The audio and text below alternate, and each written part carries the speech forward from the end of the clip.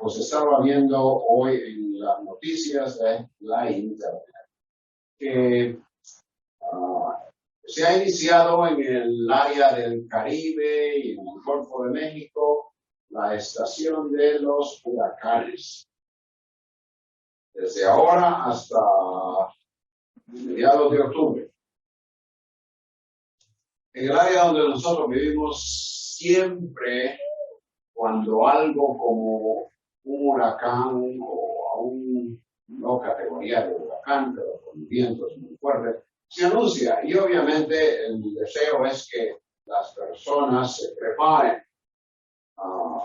Cuando viene el huracán, hay muchas veces anuncios para que se evacúe cierta región.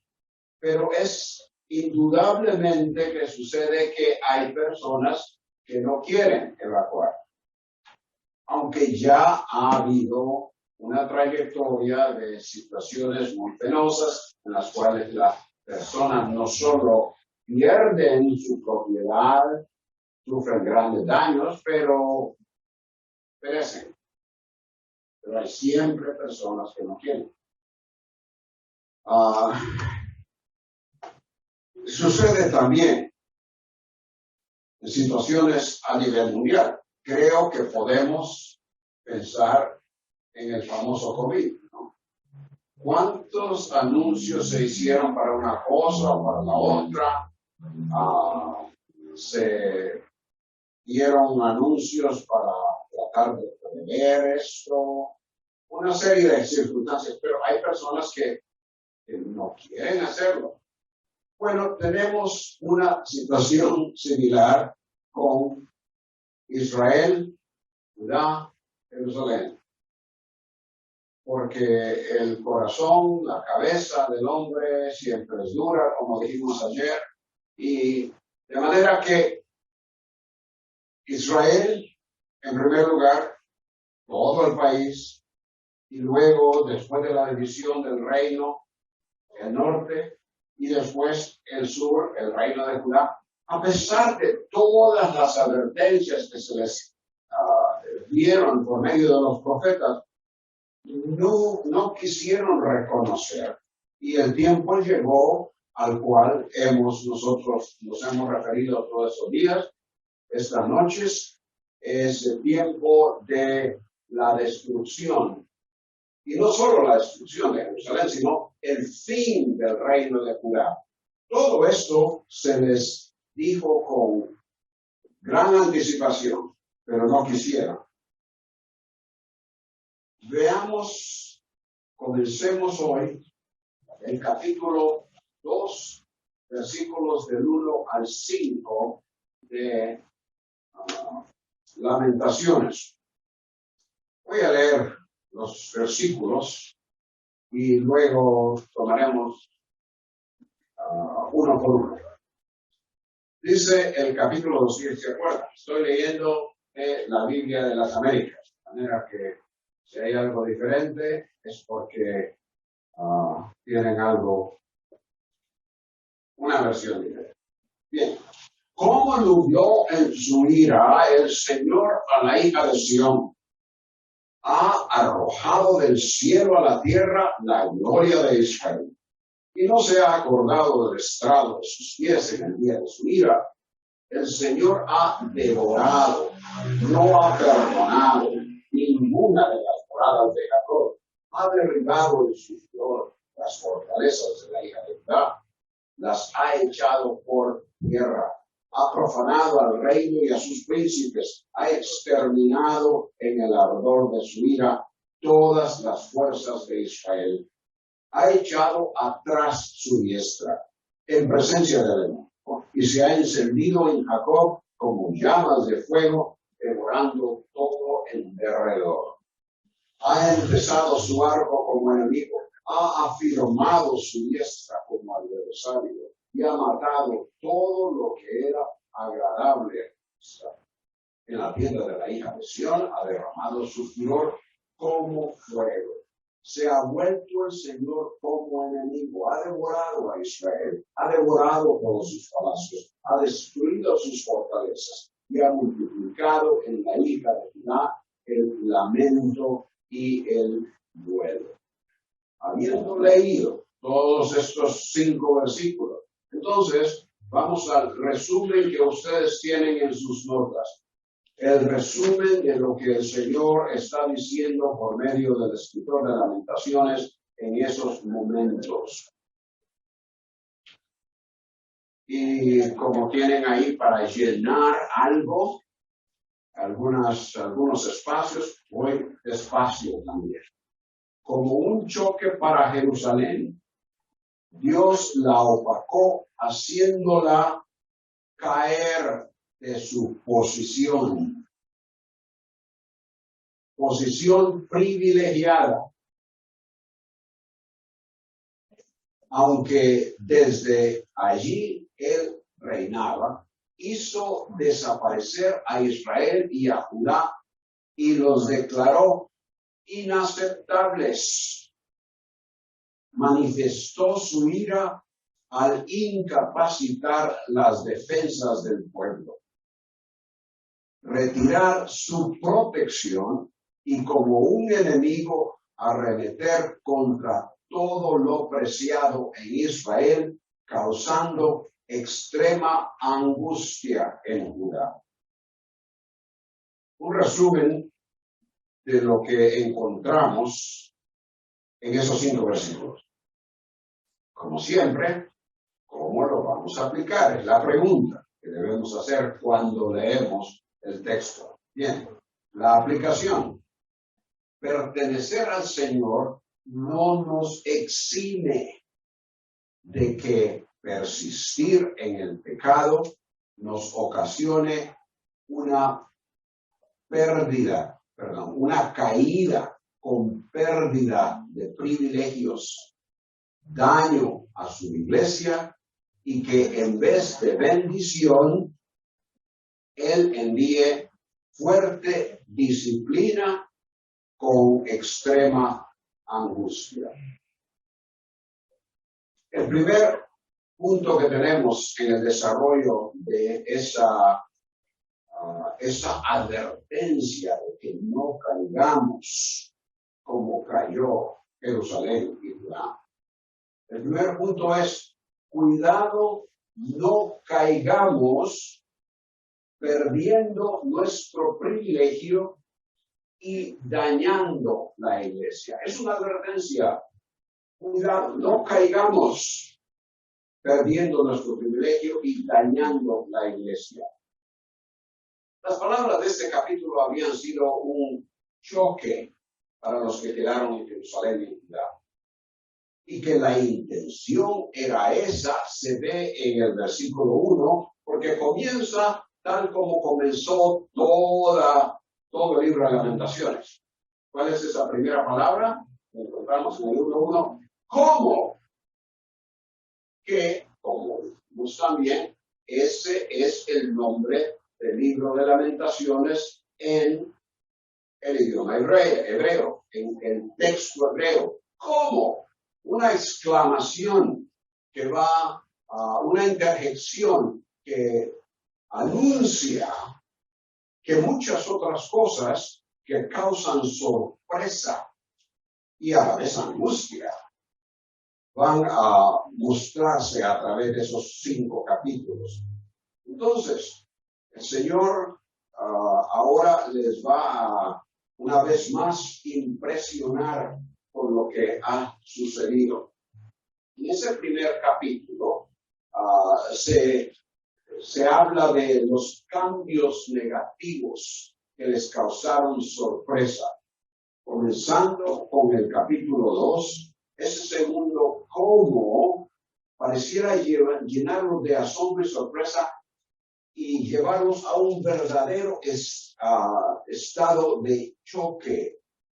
¿Cómo nubló en su ira el Señor a la hija de Sión?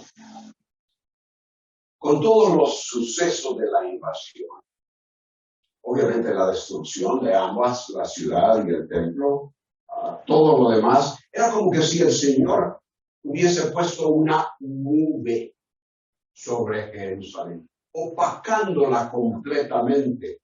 Antes era una ciudad que era bien conocida por los vecinos de alrededor, porque los mismos judíos hablaban de que allí era donde habitaba el Dios de Israel. De manera que el hecho de que el templo del Señor estaba allí la hacía una ciudad famosa. Pero ahora el Señor es como que le está poniendo una nube que completamente la opaca y la hace desaparecer de la vista, de la escena. Mi esposa y yo hemos estado en varias ocasiones en las montañas en Suiza, allá en los Alpes. Y un lugar donde nos hemos quedado en varias ocasiones, hay veces que la nube viene y todo lo que se ha visto allá al frente, el valle en primer lugar y luego otras montañas, desaparecen. Aún el lugar donde nosotros hemos estado, no se puede ver. No se puede ver la mano. Está todo cubierto por la nube. Y eso es lo que el Señor ha hecho con Jerusalén. Es imposible ver a Jerusalén porque ha desaparecido prácticamente nada. Solo son escombros. Lo que antes fue, ya no está. Dios manifestó su ira contra los habitantes, pero no solo quitó la ciudad de la vista, sino que, noten ustedes lo que dice en este mismo versículo, ha arrojado del cielo a la tierra la gloria, la hermosura de Israel. Esa palabra, creo que Reina Valera dice hermosura. Es una palabra que se puede traducir en ambas formas. Gloria, aunque cuando se refiere específicamente a la gloria de Dios, es otro término que se usa. Pero aquí es apropiado. Puede ser gloria, puede ser hermosura. Lo que la hace extraordinaria. El Señor dice, la ha arrojado a la tierra. Como hemos dicho antes, lo que hacía a esta ciudad gloriosa, hermosa, era obviamente la presencia del templo, que en última instancia era por la presencia del Señor en ese lugar. Salmo 52 dice, 50, versículo 2, dice, desde Sión, perfección de hermosura, Dios ha resplandecido. Y un poco más adelante, en ese mismo capítulo, en el versículo 15, leemos, se hace la pregunta hacia el final del versículo, a la mitad del versículo, ¿es esta la ciudad de la cual decían la perfección de la hermosura, el gozo de toda la tierra? Era eso porque el lugar, el Señor había escogido poner su nombre. Era eso porque el Señor había escogido poner su nombre allí. Jerusalén, la gloria, la hermosura de Israel por la presencia de Yahweh, del Dios de Israel en ella, había sido destruida. De ese privilegio, de su carácter que podríamos decir era un carácter celestial por la presencia del Señor. Ahora, eso ha sido arrojado a la tierra, ha arrojado del cielo el carácter de la ciudad de Jerusalén. Era un carácter prácticamente celestial por la presencia del Señor ahí, pero ahora ha venido a ser lanzado a la tierra. Su prestigio ha desaparecido. Y lo que en realidad se le había concedido a Jerusalén era el privilegio de ser morada del Dios creador de los cielos y de la tierra. Era un gran privilegio. Era el único lugar que él había escogido como para manifestarse a su pueblo escogido y obviamente a muchos otros que se allegaran al pacto que el Señor había concertado con ese pueblo. Era un gran privilegio, pero ese privilegio está siendo echado por tierra. Noten cómo dice hacia el final de ese versículo. Y no se ha acordado del estrado de sus pies.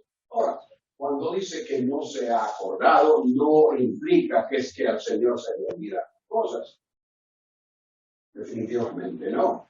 Pero la idea de no acordarse es que Él voluntariamente, con el propósito de llevar a cabo ese plan de castigar a su pueblo rebelde, ignoró, hizo a un lado el hecho de que su estrado, símbolo de su presencia que estaba en el templo, fuese profanado.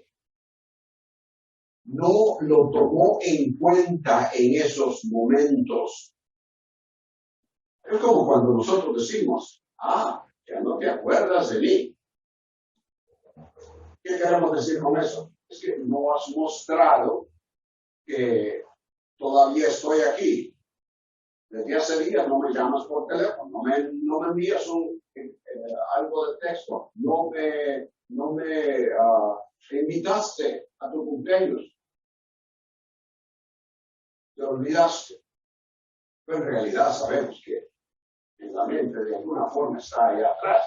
En el caso del Señor, la cosa es que Él ha ignorado a su estrado, el lugar donde Él pone sus pies. A propósito, ¿cuál había sido el estrado del Señor?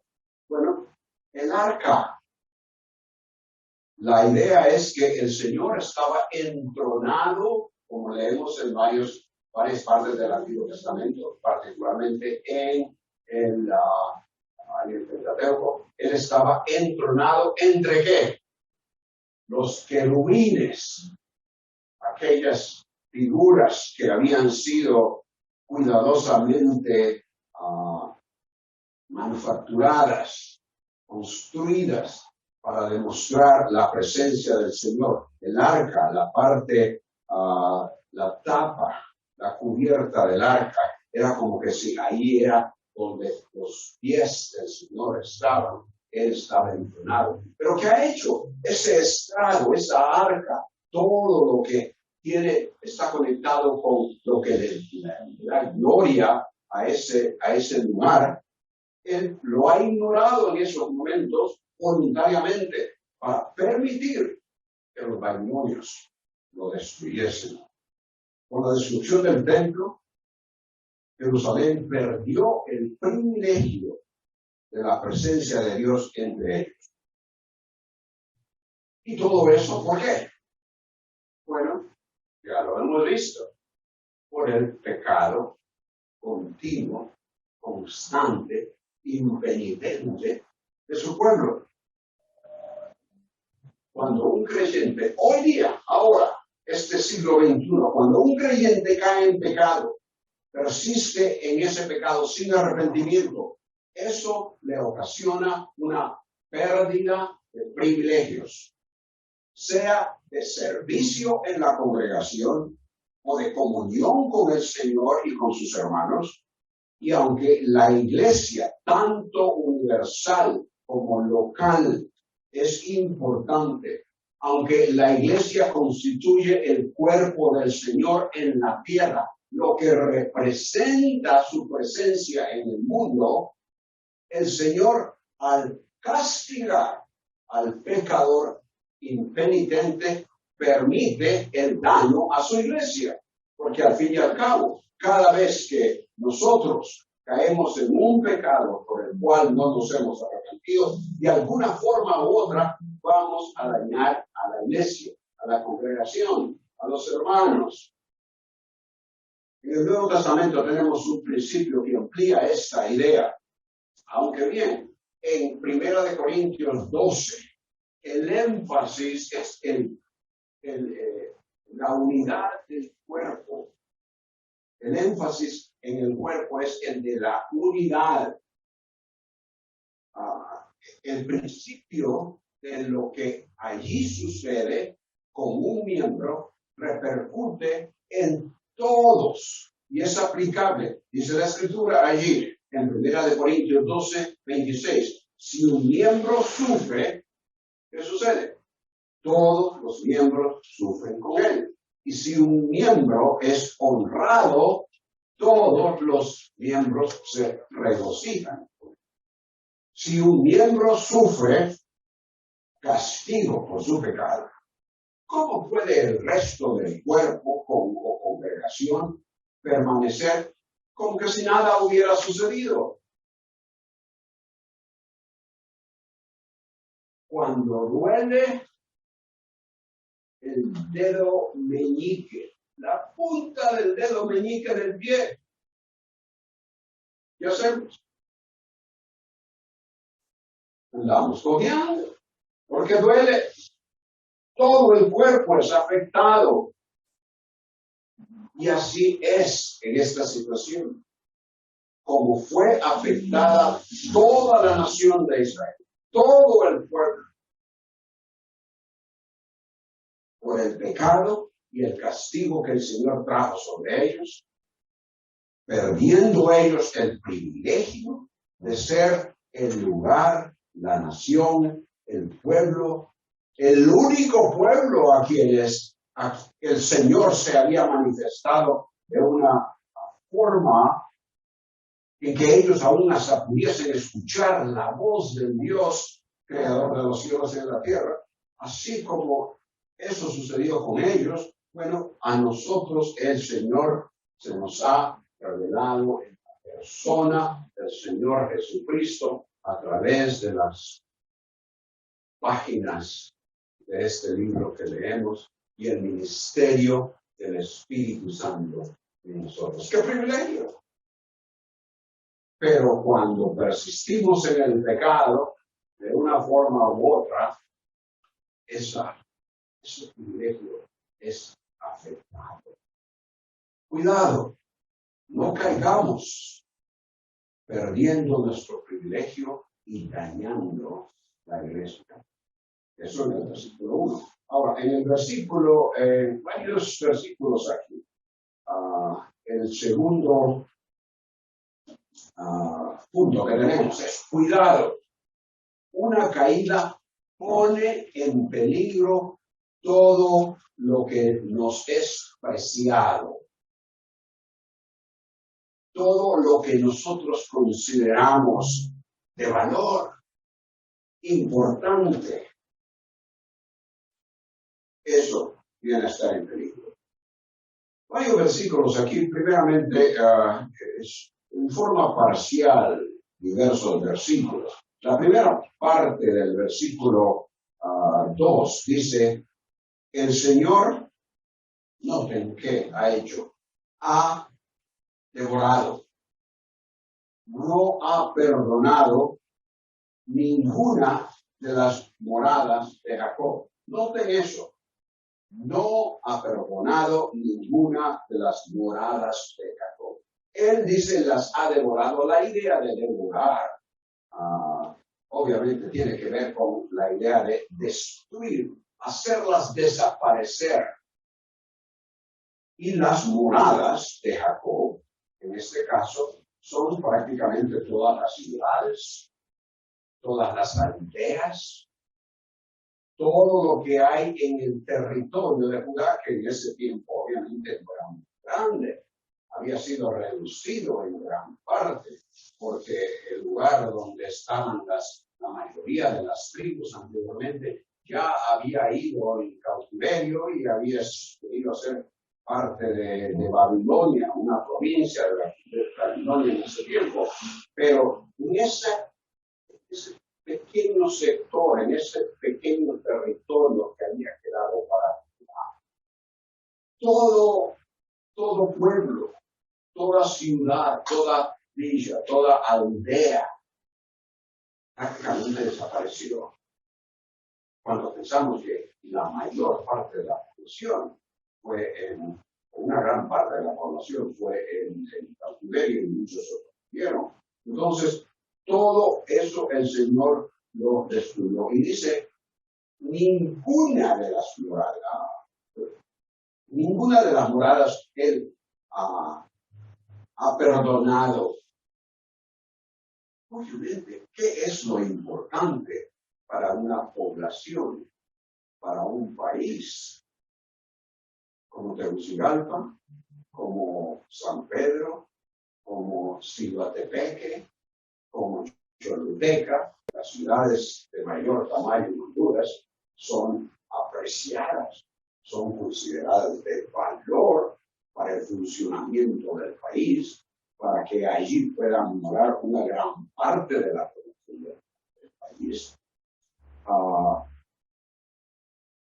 La destrucción de ellas viene a producir un gran pesar en la población, ¿no? Y eso había sucedido ahí. Lo que era apreciado para ellos, lo que era de importancia, el Señor viene y directamente lo afecta, lo devora, lo destruye. Noten ustedes en el capítulo 3, versículo 3, la última parte, donde también dice, se ha encendido en Jacob, refiriéndose al Señor, como llamas de fuego.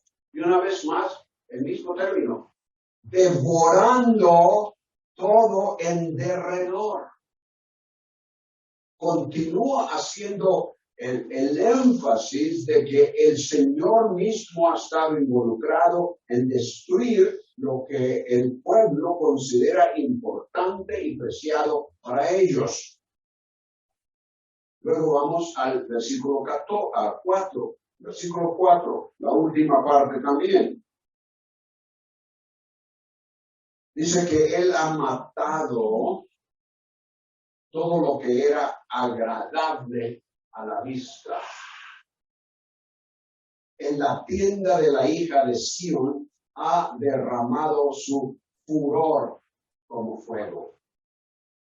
Continúa con el mismo tema. El Señor ha estado involucrado en llevar a cabo este juicio, el cual ha afectado a todo el territorio, todas las personas de una forma u otra, todas las ciudades.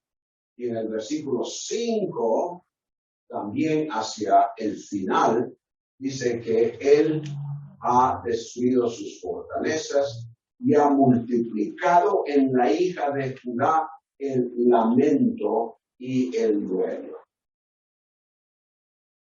Era tiempo no solo para ver y quizás hasta sentirse un poco mal por la destrucción alrededor de ellos. Pero este era un tiempo de verdadero lamento y duelo. Todos nosotros sabemos lo que significa duelo. Es un tiempo de gran tristeza. Es un tiempo que para muchos es inconsolable.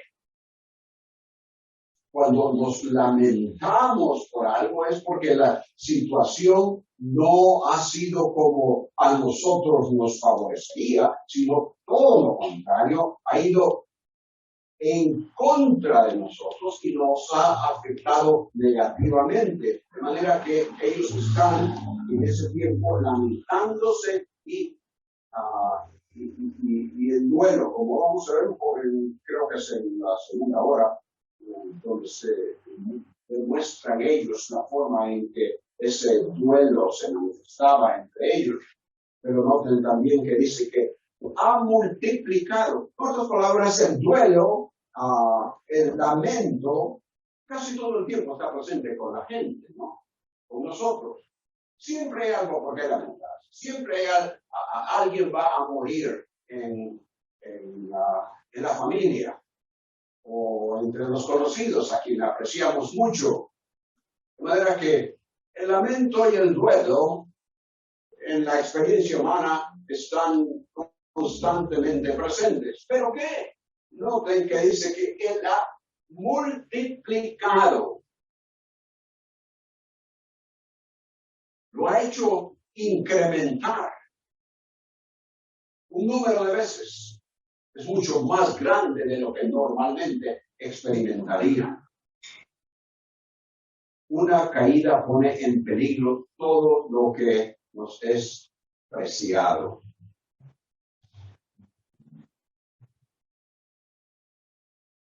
Obviamente, al pensar en eso, la aplicación al juicio venidero, el juicio que todavía está futuro y que se ha de manifestar sobre todo el mundo, la aplicación es obviamente clara. Solo tenemos que leer algo en el libro de Apocalipsis y darnos cuenta de los lamentos de ese tiempo.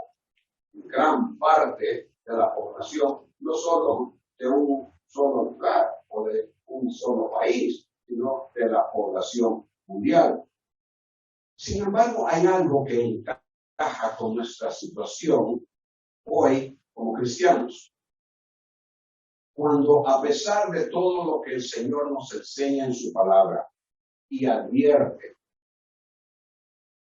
cuando a pesar de todo eso le desobedecemos y seguimos nuestros propios deseos y caminos para hacer nuestra voluntad y caemos en lo que es contrario a su voluntad, estamos, hermanos, abiertamente desafiándole a Él.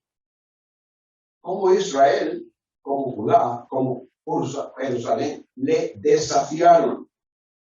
Cuando eso sucede, arriesgamos perder lo que nos es preciado.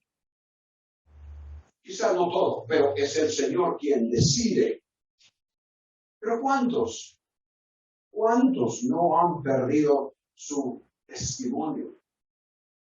En su totalidad, cuando persistiendo en el pecado, no se han arrepentido, eran fieles en la iglesia, aún en el servicio del Señor, dentro de la congregación, pero cayeron en un pecado del cual no se arrepintieron y ahora están fuera de la congregación.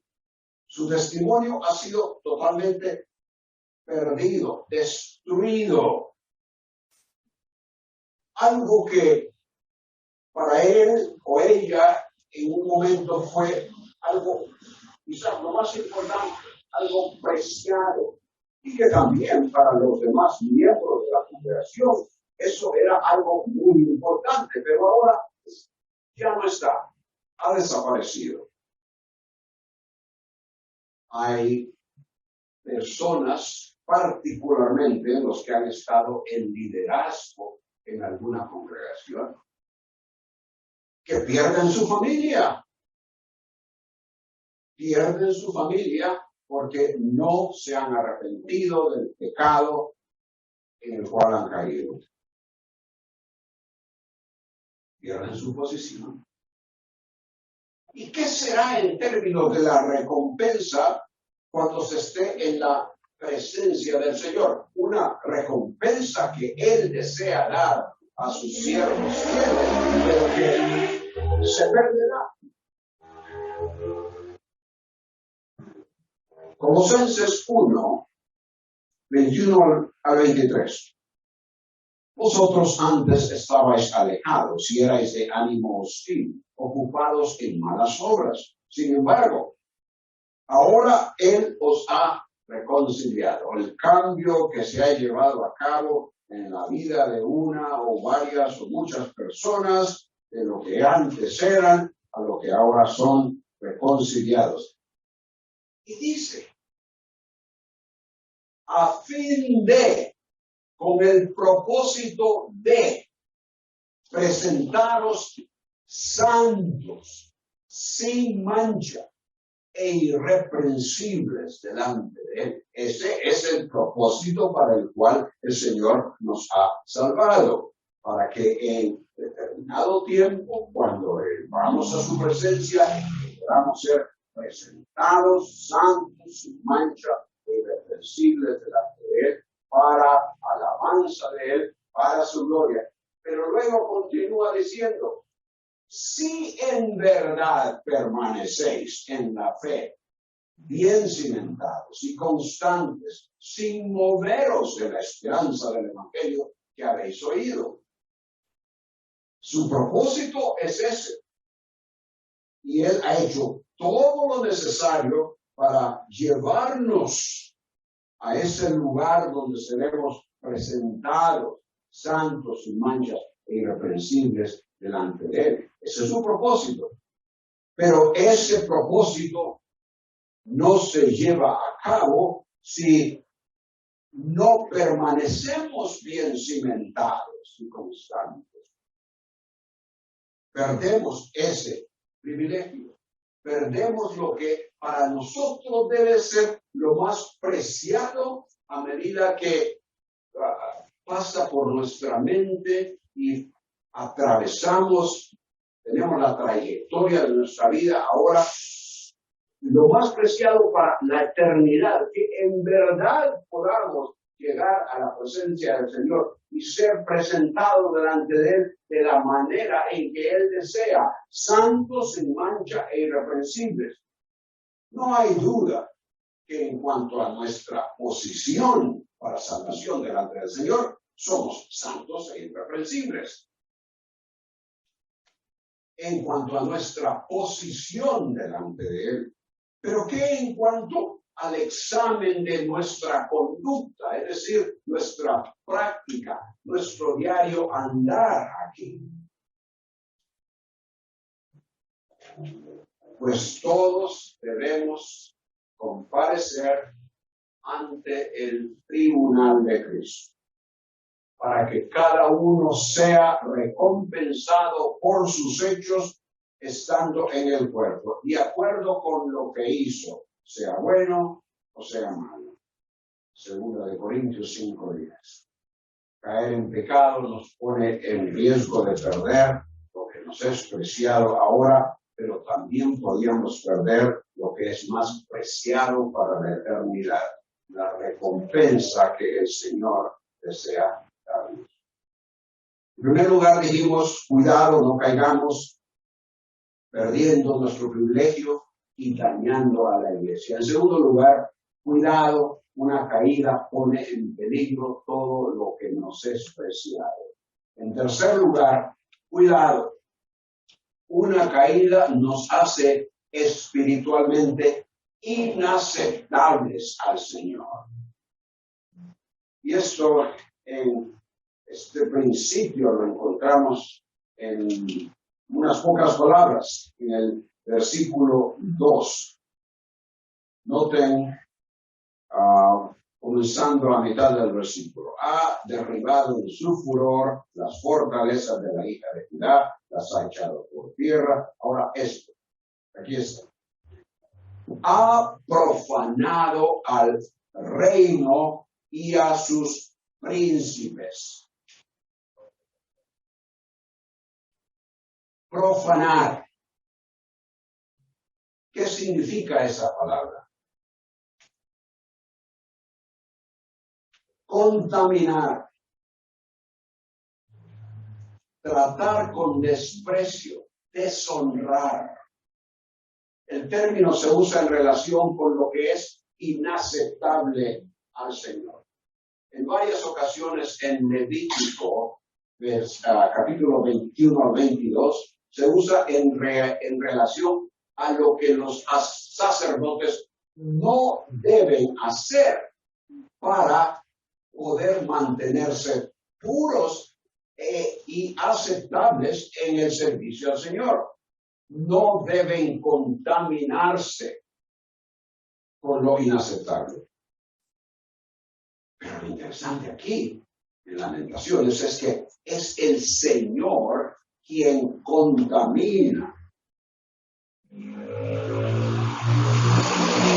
El sujeto de este versículo es el Señor, como dice al principio. El Señor ha devorado, ha derribado, las ha echado por tierra y ahora Él ha profanado al reino y a sus príncipes.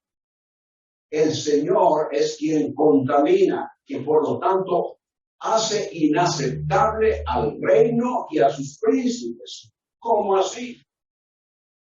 ¿Cómo entendemos eso?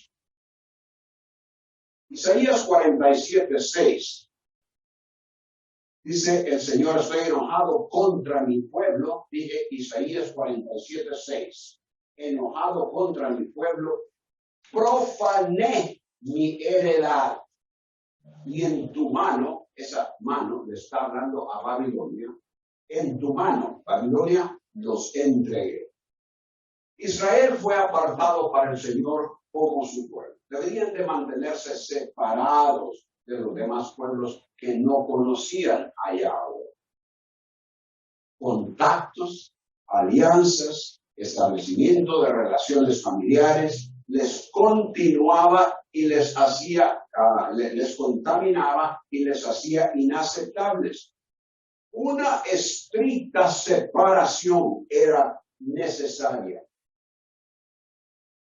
Pero cuando el Señor los expuso al acecho y destrucción de los babilonios, los envió en cautiverio, los deshonró, los contaminó, los hizo inaceptables a Él, los sacó del territorio el cual Él les había prometido para que allí establecidos, si fuesen fieles a Él y le adoraran continuamente. Pero ahora están fuera del territorio.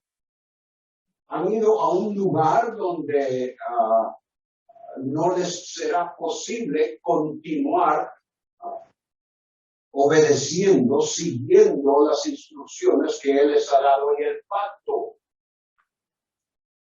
Habría sido imposible para ellos continuar, para algunos quizás comenzar a ser fieles al Señor, según lo que Él había establecido.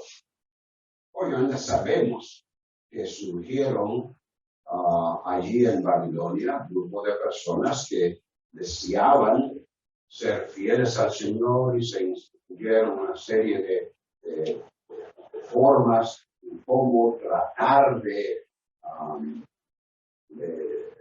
obedecer las leyes que el Señor les había indicado. Obviamente el sacrificio era imposible de llevarlo a cabo porque no había templo.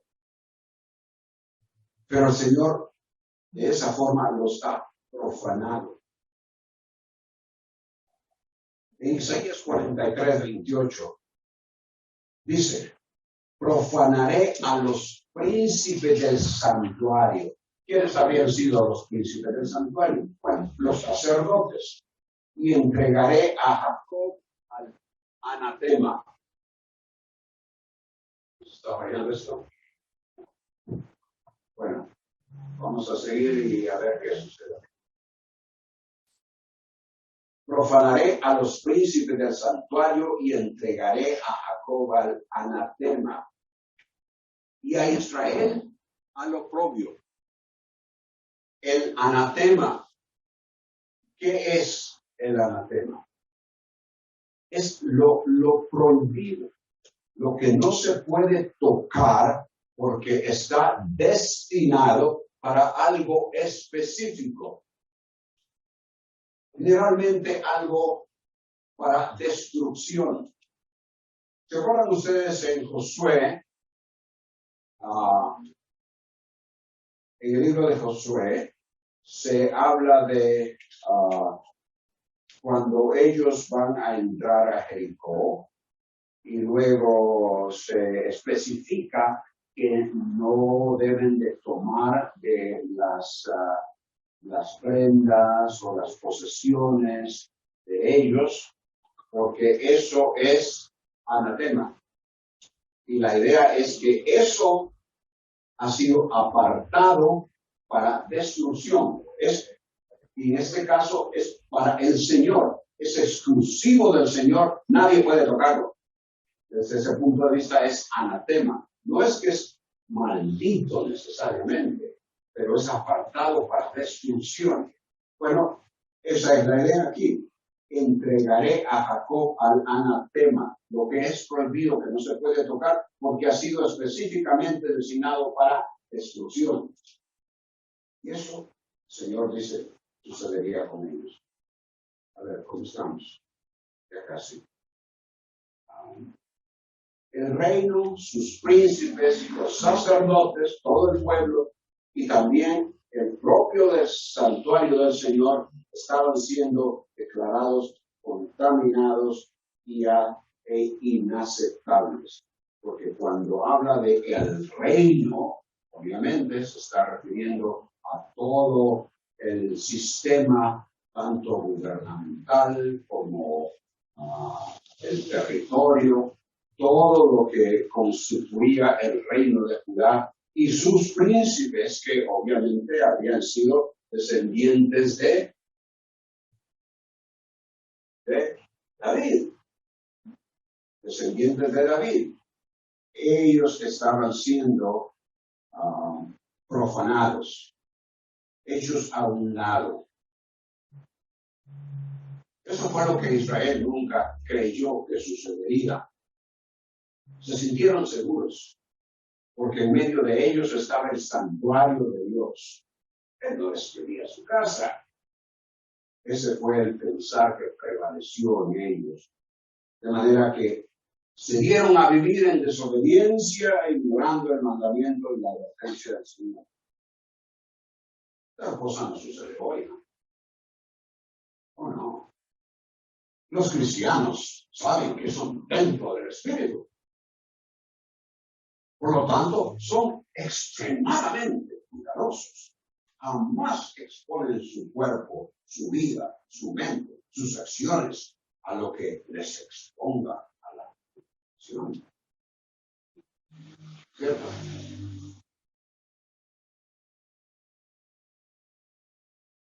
Debemos de ser extremadamente cuidadosos. Templos del Espíritu Santo. No profanemos ese templo. Os ruego, dice el Señor por medio de Pablo, en esos versículos tan bien conocidos de Romanos 12. Os ruego por las misericordias de Dios que presentéis vuestros cuerpos en sacrificio como vivo, santo, agradable, es decir, aceptable, dice la Biblia de los Américas, que es vuestro servicio lógico, lo que debemos hacer, lo que Él nos llama a hacer. Eso es todo un mensaje, eso es todo así. Pero bien, las iglesias a las que el Señor escribe en Apocalipsis, excepto por Esmirna y Filadelfia, habían venido a ser inaceptables a Él. Y se les exhorta a que se arrepientan.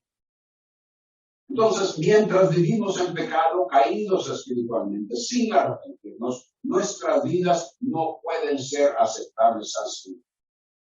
El cuarto punto, cuidado, una caída nos debilita espiritualmente. En el versículo 2, noten cómo dice después de ha derribado el su furor. Las fortalezas de la hija de Judá las ha echado por tierra. La primera parte del versículo 3, ha exterminado en el ardor de su ira todas las fuerzas, una vez más, de Israel. Y el versículo 5 hacia el final, ha destruido sus fortalezas. Y en la línea anterior dice, ha devorado todos sus palacios, dice aquí. Pero la palabra en realidad no significa lo que nosotros podíamos pensar que palacios es. Propiamente la idea de esa palabra es lo que diríamos nosotros bastiones.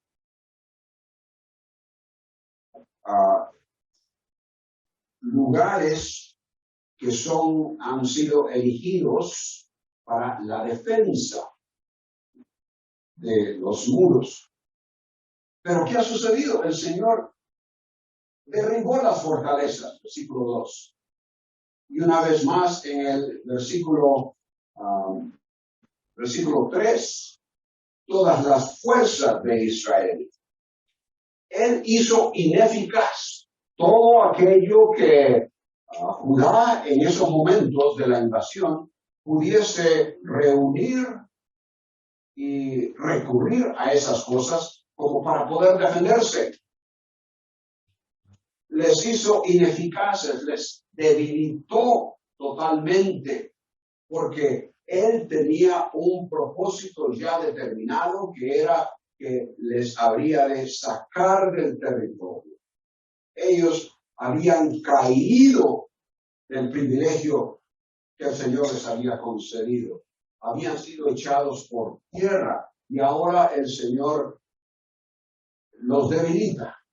Les había sido imposible defenderse. Y hermanos, así como Jerusalén quedó débil, así como Jerusalén había caído, su privilegio retirado y perdido su posición como protegida del Señor, así también nosotros podemos caer en una situación hoy día. En el Apocalipsis el Señor le dijo a la iglesia de Éfeso: tengo esto contra ti, que has dejado tu primer amor. Vino a ser una iglesia que había desarrollado una tradición cristiana, pero que perdió la verdadera motivación para servir.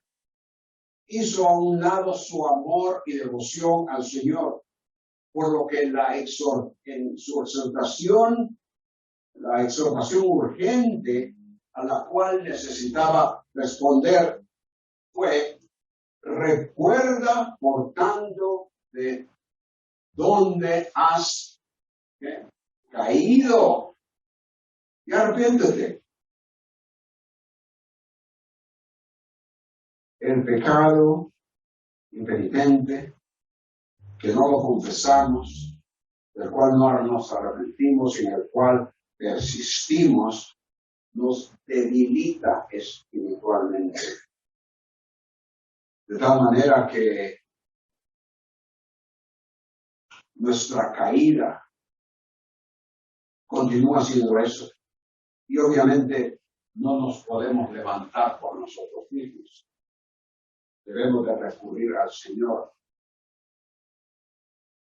Si hay algo que nos ha hecho caer, o si estamos tambaleando en lo que se refiere a nuestra relación con el Señor, no lo dejemos así, pues la debilidad espiritual continuará.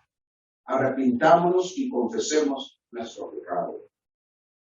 Un par de minutos más para un punto más. Tenemos mucho que decir sobre ese punto, pero bien, vamos a resumir. En quinto lugar, cuidado, una caída nos pone en riesgo de estar sujetos a la fuerte disciplina del Señor. Eso obviamente ya implicado en todo lo que hemos estado estudiando, no solo esta noche, sino en las noches anteriores también. Pero noten la primera parte del versículo 4, dice: ha endezado su arco como enemigo, ha afirmado su diestra como adversario. El versículo 5, se ha vuelto el Señor como enemigo. Ha devorado a Israel. ¿Qué es lo que está sucediendo? En las declaraciones previas, el Señor, en vez de extender su mano para ayudar y defender a Jerusalén, dice el versículo 3, más bien hizo hacia atrás su mano. Noten el versículo 3. Cortó o exterminó con el ardor de su ira a toda la fuerza de Israel. Ha echado atrás su diestra en presencia del enemigo. Cuando los babilonios vinieron, el Señor, en vez de extender su diestra, ponerla en actividad, en acción a favor de Judá y Jerusalén para defenderlas, dice que ha echado atrás su diestra. Pero, a ver, ¿dónde está el versículo?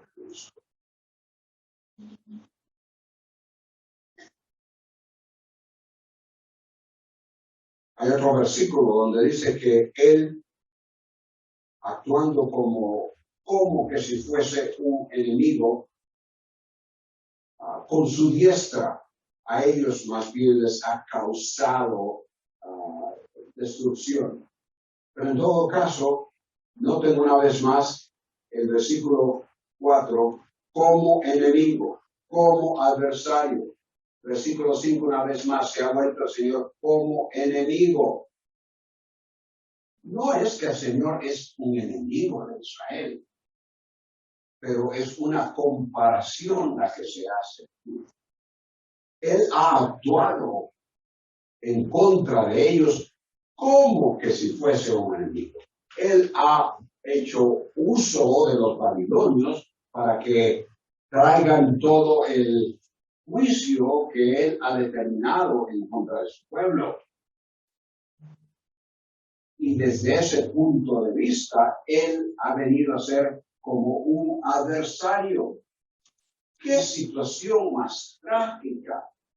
Que en vez de aquel que ha hecho un pacto con este pueblo, en vez de que él venga a rescatarles de la situación difícil en la cual se encuentran, que más bien actúe como que si está en contra de ellos, permitiendo que los babilonios y en otras ocasiones otros vecinos de alrededor viniesen en contra de ellos y ocasionaran destrucción. Y en este caso, lo peor de la destrucción, porque el reino desapareció. La destrucción, muerte y exilio vinieron a incrementar todo lo negativo que ya Jerusalén había sufrido durante el año y medio que el ejército babilonio había estado allí. Aunque eso significó el fin para muchos, es decir, los que murieron, para los que iban en cautiverio, no era su fin, ni para ellos ni para el pueblo en general. Esto era una lección en disciplina, una fuerte corrección, la cual debería de afectar la forma que ellos se conducían en el futuro y obviamente para las generaciones que les seguirían. En medio de toda una sección en la que se enfatiza la acción del Señor, de Yahweh, como que si fuera un enemigo, por medio de Jeremías les dice, Jeremías capítulo 30, versículo 10, no temas, siervo mío, ni te atemorices, Israel, porque te salvaré del lugar remoto y a tu descendencia de la tierra de su cautiverio.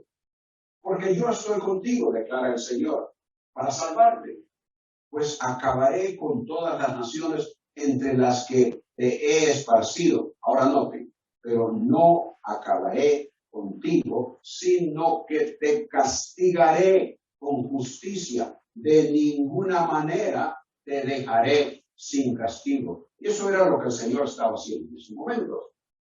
No como un enemigo que iba a darles total destrucción. Obviamente, unos cuantos creyeron que en el futuro ellos podrían regresar de Babilonia, que el Señor una vez más les iba a bendecir, pero la mayoría de ellos obviamente no pensaron así. Y para los que murieron, esa perspectiva había desaparecido. El castigo era final.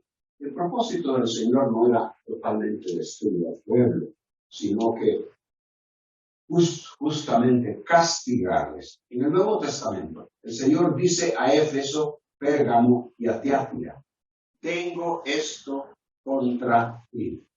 A Sardis, si no velas, vendré sobre ti como ladrón.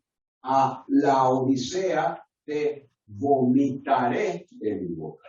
Esas son acusaciones y advertencias fuertes a causa de que en realidad esas iglesias habían caído en el pecado que vino a ser lo normal en su vida. El Señor no es un enemigo de los que le han recibido como Salvador, que han declarado su fe en Él. Él no desea golpearnos, pero como le dijo a Judá, a Jerusalén, de ninguna manera te dejaré sin castigo. Por lo grande de tu iniquidad y lo numeroso de tus pecados, te he hecho esto. En la carta a los Hebreos, citando Proverbios 3, el escritor dice, el Señor al que ama, disciplina y azota a todo el que recibe por hijo. Es para vuestra corrección que sufrís. Dios os trata como a hijos, porque ¿qué hijo hay a quien su padre no disciplina? Bueno, hoy día hay muchos, ¿verdad? Que no disciplina. Pero en el contexto en el cual esto se escribió, se daba por sentado que el padre disciplinaría a sus hijos. Y eso es lo que el Señor desea hacer. 1 Corintios 10, ya para terminar. Pablo habla de algunas cosas que sucedieron a Israel. Y luego en el versículo 11 dice que esas cosas sucedieron como ejemplo y fueron escritas como enseñanza para nosotros. Por tanto, dice en el versículo 12, al que cree que está firme, tenga cuidado, no sea que caiga. No sea que caiga. Hermanos, tengamos cuidado. No caigamos, porque una caída puede ser seria. Serias implicaciones en nuestra vida personal, en nuestra vida para la congregación. Y por sobre todo, implicaciones serias en lo que se refiere al testimonio del Evangelio. Oramos.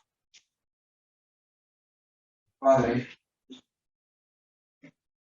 hay tantas cosas que necesitamos continuamente repasar, continuamente tener en nuestro corazón, no olvidarlas. Y sabemos, Padre, que en nuestra naturaleza humana hay tantas situaciones que confrontamos. Y como tu pueblo Israel en tiempos antiguos, como Judá y Jerusalén,